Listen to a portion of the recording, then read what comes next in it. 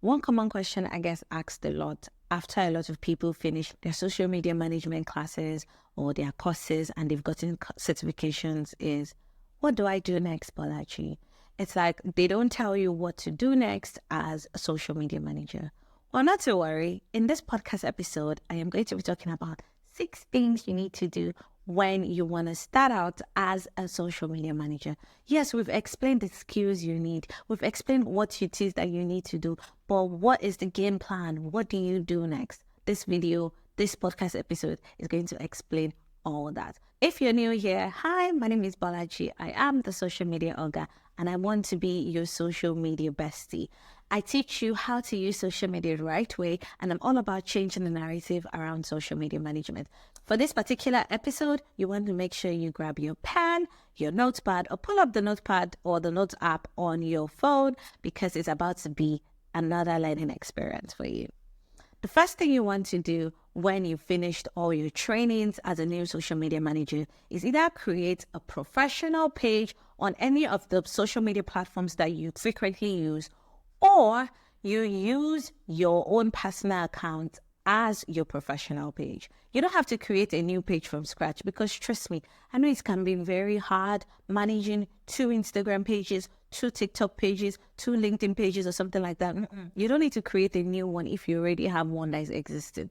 But you need to be careful of how you post going forward. I'm going to explain. Just hold on a bit. The first thing you want to do is you want to pick a username. What username sounds realistic? And there's going to be another video where I talk about the best ways to actually pick a username.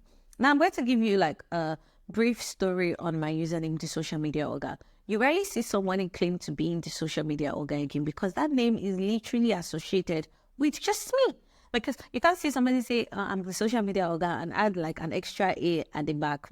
It's not going to be possible because I have been able to own that identity. I have been able to embody that name, that the name is associated with only me and just me. You need to pick a name that is memorable, a name that stands for you, a name that has a story behind it. Social media ogre wasn't a name I came up by myself. I came up with a name that even when I become a global entity and I become like someone who is widely known in the social media space, I still have my roots deeply planted in Nigeria as a Nigerian and as a Yoruba girl.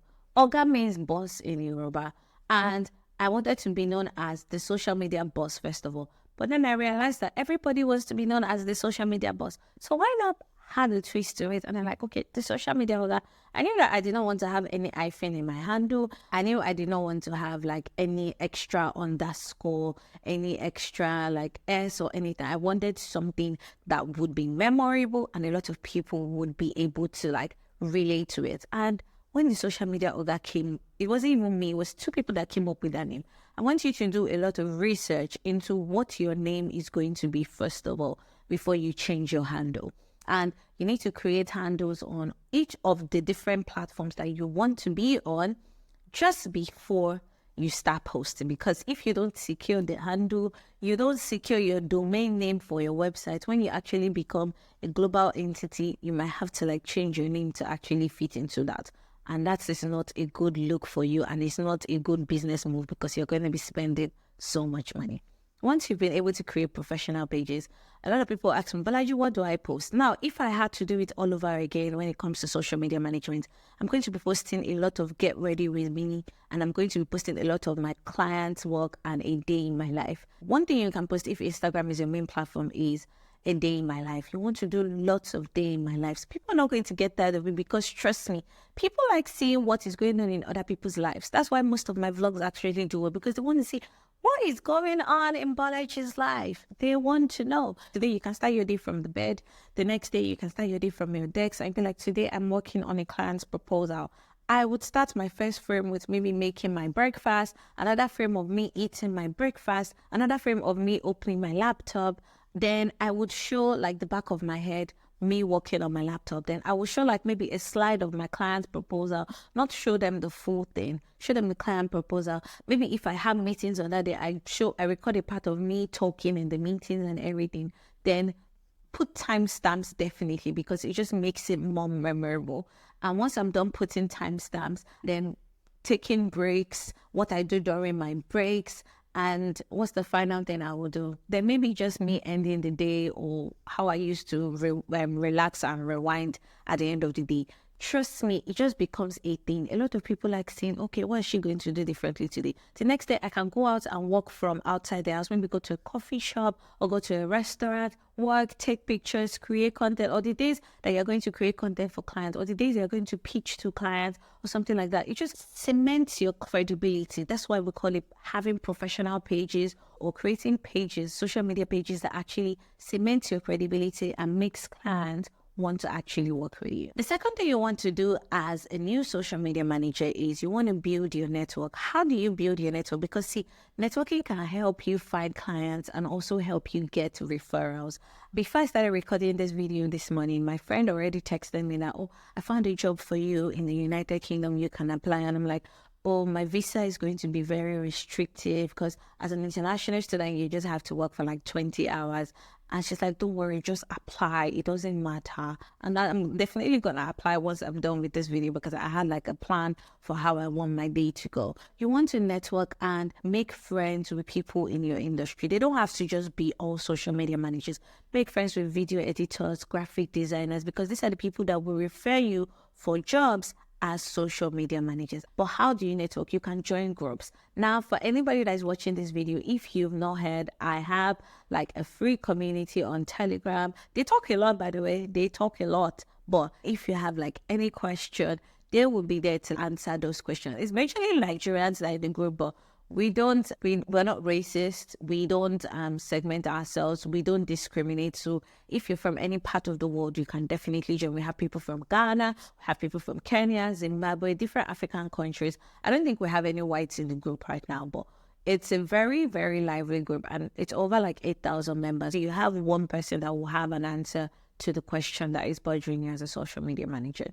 Join industry groups, join Facebook groups, Telegram groups. There are a lot of them that exist on Facebook, so you can check them out and join this Facebook group. Also, you want to attend events, go to webinars, go to conferences. How do you find them? Go to Eventbrite. There are a lot of companies, a lot of free events, and they always like put tickets where you just have to register on Eventbrite. You can check events near you. Just go to Google and type events happening from so and so dates near me about social media, and Google will just bring out so many events that you can choose from. Another way to network is to engage with people online. A lot of people don't know how to engage. Leave comments, comment on stories, share people's posts. It just helps you network. A lot of friends that I have made, especially during the COVID period, were because I was able to like interact and network online. Nobody's an island of knowledge. Even Google is taken from other sources. Google is also not an island of knowledge. You just have to network to actually now cement your credibility as a social media manager. The third thing you want to do, which is also very important as a new social media manager, is create dummy accounts. What are dummy accounts? Dummy accounts are accounts that you create because you like that niche. Dummy accounts are focused more on your likes, your passions, and your interests. When I started out and I had no clients, I created a dummy account on fashion. What I did was I was always reposting like the latest fashion, the latest Ashwebi styles, because I'm someone that is very fashion inclined. And I was able to build that account with 3,000 followers. You can't find it again. I called it Life of QB, and I was able to put it on my portfolio even when I did not have clients. And it was something I was able to showcase that this is what I was able to do to grow this page from 0 to 3,000 followers on Instagram. There was no reels that time. I wish there was reels that time. But you can create a dummy account and you can develop content. It doesn't have to be original content. You can pick content. People don't have to know you're the one behind that account. It's a dummy account. It's just so that you can put it on your portfolio and you can practice everything that you've learned as a new social media manager. Number 4, you want to pitch to clients. Now, you're a new social media manager, you don't have clients. The next thing you want to do is you want to start working on your pitch. You want to identify your prospects. These are the people that are going to be your target audience. What brands or what clients would you work with? Or what type of clients do you want to work with? What niche do you want to be in? Do you want to be in the fashion niche? Do you want to be in the food niche? Do you want to work in the music space? Basically, you want to identify who your prospects are. Next, you want to create a pitch deck. It is way easier to create a pitch deck in this age and time. Just go to ChatGPT or search online. I'm looking for pitch deck for clients. That just instruct chat on Gemini and say, hi, I'm a new social media manager. I want to start pitching to clients. Can you generate a pitch deck for me as a social media manager? Literally, that's like a very, very, very easy prompt, and you get a pitch deck. And then you start reaching out. Make sure when you're reaching out, a lot of people send cold DMs. Yes, yeah, cold emailing, but make sure that you personalize it to everybody. I really don't like when people send me emails or they're sending me DMs and they are getting my name wrong. My name is not Balaji. My name is Bolaji. Or you are copying like the same email that you're sending to different people, and you're not clearing the names. And somebody mistakenly called me Angela one day. I'm like, sorry, who is Angela? It's definitely not me. So you want to make sure that you start pitching to clients and you personalize pitches, maybe via email, via social media. Another thing I would say is, if you're sending via social media, it might be the social media manager that is managing the page that is seeing the DMs. That's why I said send it, get the email address of the person that owns the brand if you want to pitch to them. Don't send via DMs most times, because it might be the social media manager that is seeing the DM. Number 5 is you want to build your personal brand. What exactly is your personal brand? Your personal brand sets you apart from other people. A lot of people want to work with me because they see how transparent I am on my journey. They see how transparent I am with my social media management. They see how transparent I am with my master's degree. They see how transparent I am with every single thing I do. And that's why most of them want to work with me. And I'm also showcasing the results that I get, because trust me, my entire life on social media is about the results that I get. How exactly did you build your personal brand? Start by doing content marketing. You want to post like the Get Ready With Me videos I talked about, or showcasing your results, testimonials about things you've been able to do, talk about your challenges. Be transparent on social media, and also be consistent. Don't just post and ghost. Post regularly on your social media platforms. Me posting every single week on YouTube, it's not like it's easy. It's just that it's the right thing to do. I'm trying to build a brand here. I'm trying to make a name for myself in the social media management industry, in the social media marketing world. That's why I'm staying consistent. It's not easy having to record videos twice or 3 times, and then the first video, the audio is not good. The second video, something is wrong. The third video now is the one I'm going for. It's not easy, but I am trying to stay consistent. And if you stay consistent, clients know that, oh, you're not going to just post on them and ghost, basically. The last thing and the final thing you want to do when you just started out as a social media manager is to learn and adapt. Social media is an ever-changing, ever-developing landscape. Trust me, I know. The social media landscape is constantly evolving. You'll be like, the algorithm is against you, but I promise the algorithm is not against you. You need to continuously learn, take online courses, take online classes, watch YouTube videos. Like you're watching my YouTube video right now. You're watching me telling you what you need to do or what you need to know when you're just starting out as a social media manager. Experiment. There's a new tool in town. Experiment. There's a new app in town. Experiment. You don't have space on your phone. Delete one app that you already use just to experiment and be able to like contribute in spaces when people are talking about this new tool or they're talking about this new platform. Seek feedback. Ask people for feedback from maybe your peers, your mentors, your family members, or people that see your post. Ask your clients for feedback. Am I doing things well? If more people in relationship ask for feedback from their partner, or am I giving you the attention you want? Now, I'm going to give you guys a detailed game plan of what you should do in different months when it comes to like being a social media manager. I'm going to be looking down and reading from my notepad here so that I do not cram it. Month 1.